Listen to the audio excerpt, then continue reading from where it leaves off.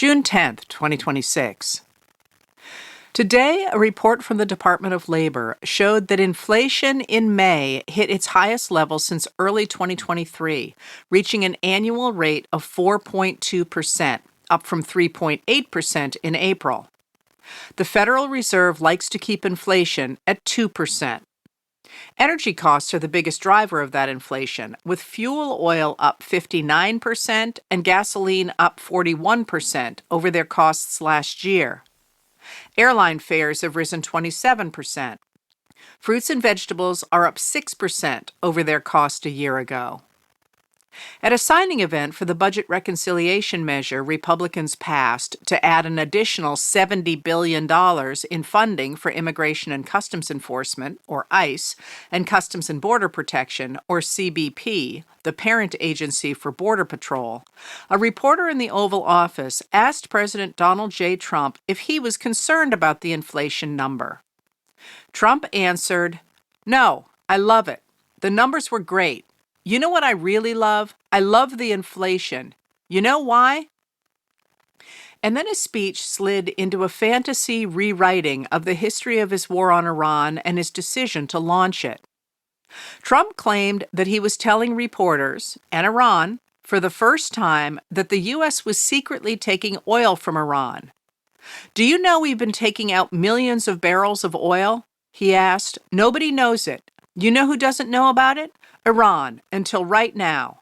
We took out the other night 22 ships, late at night, with no lights, because they don't have any radar, because we blasted the crap out of it. We took out, that's why oil's $85 a barrel." As Eric Schmidt and Jonathan Swan of the New York Times report, Trump appeared to be referring to the well-known U.S. operation to help dozens of commercial vessels traverse the Strait of Hormuz. So far, the journalists report, the U.S. has guided more than 200 ships through in a little more than a month.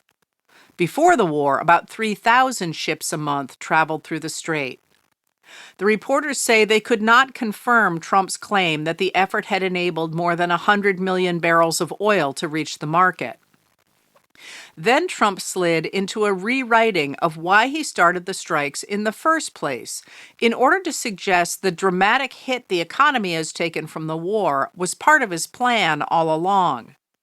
He claimed he had deliberately made the choice to hurt the economy to stop Iran from producing a nuclear weapon, which he claimed, contrary to his own intelligence officers' assessments, it was going to have very soon. I said, "Look, the one bad thing will be we hit the best economy we've ever hit," Trump claimed.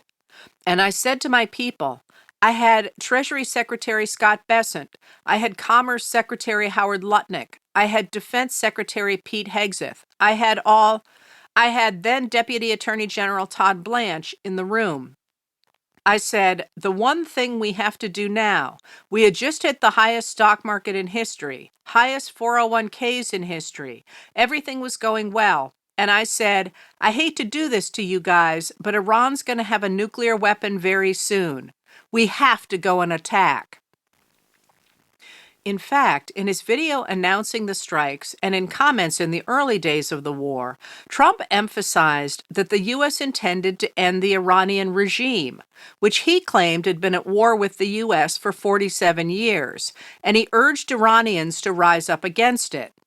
Ending Iran's nuclear ambitions would come from the regime change, he advocated.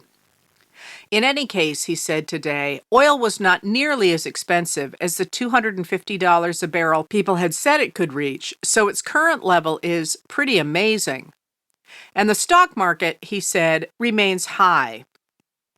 He went on to say that his strikes on Venezuela were a great success and that Venezuela has become a happy country and that we went to Iran and essentially we've done the same thing.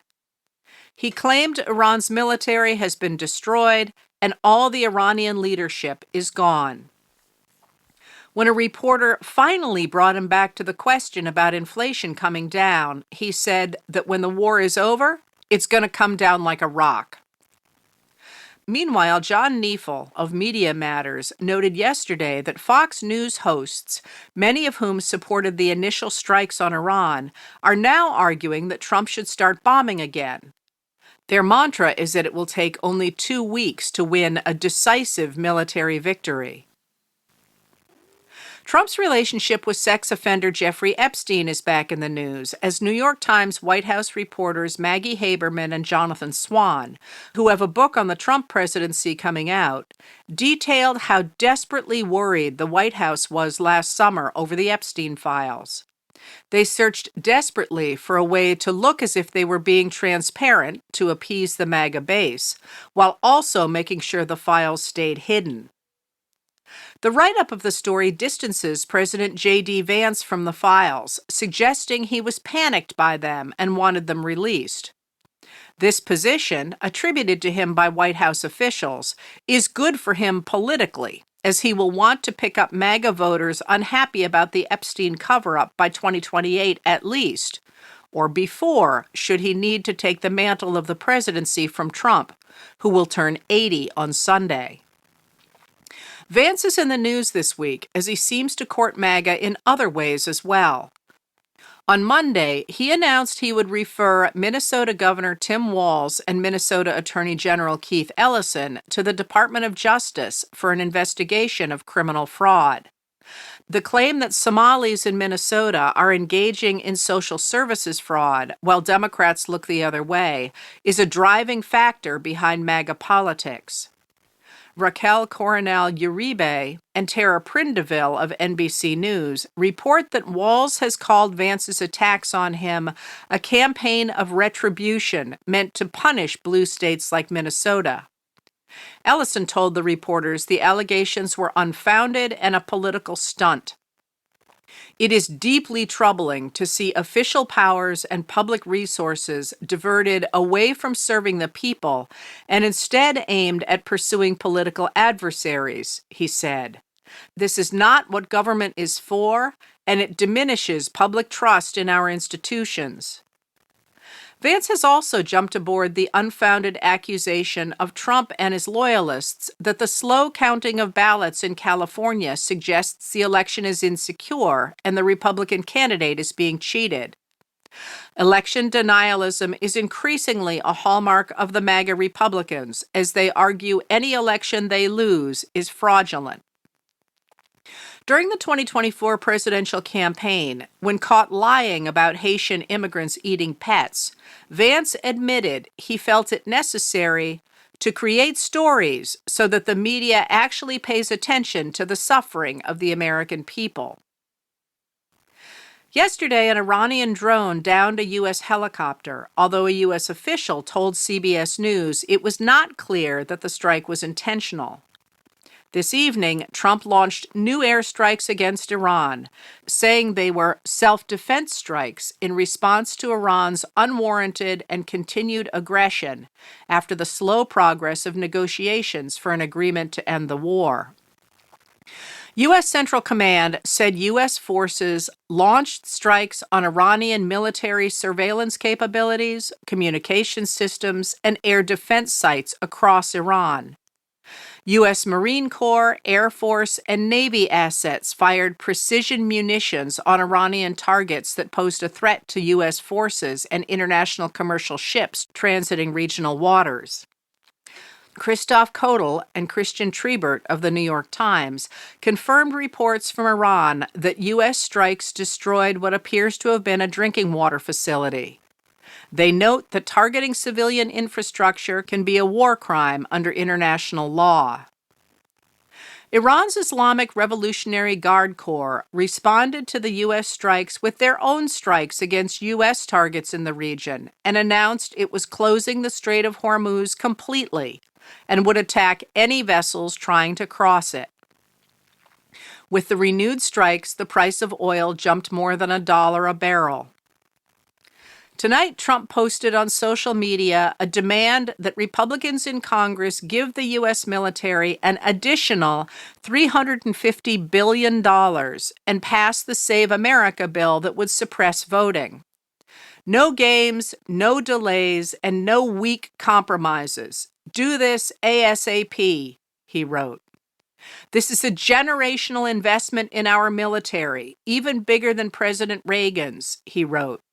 The $350 billion reconciliation bill, which could pass without any Democratic votes, is the only path to the full $1.5 trillion military budget our warriors need in order to build the arsenal of freedom. He also demanded Republicans pass the Save America Act, requiring proof of citizenship to vote and an end to mail-in ballots except for illness, disability, military, or travel, in order to protect our elections for generations to come and to secure the nation for our children and grandchildren. Then he added, no men in women's sports and no transgender mutilization surgery for our children. Then concluded, thank you for your attention to this matter. President Donald J. Trump.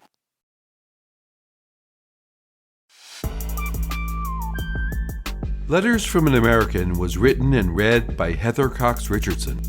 It was produced at Soundscape Productions, Dedham, Massachusetts. Recorded with music composed by Michael Moss.